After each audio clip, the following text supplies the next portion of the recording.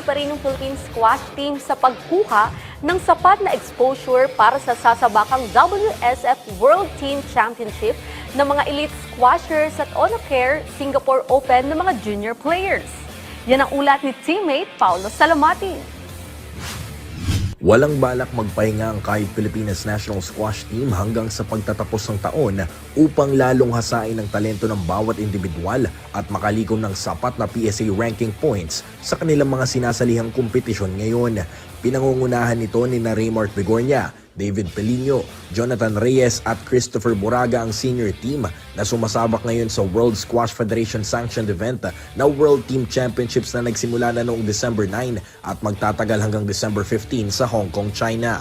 Maliban pa rito, ibabandera rin ng kupunan ang kanilang mga junior squashers sa sina Carl Carillo, David Garcia, Lyra Trasmil, Era Arellano at Alia Ganaban para sa Onocare Junior Squash Open sa Singapore na sinimulan na noong December 10 at magtatagal hanggang December 15. Isa ito sa mga programa ng Philippine Squash Academy sa pangunguna ni PSA President Robert Bachman at ng kanilang foreign coach na si Wee Wern Lo upang makabawi sa pagkakabakante ng kanilang kupunan sa mga kompetisyon noong panahon ng pandemya.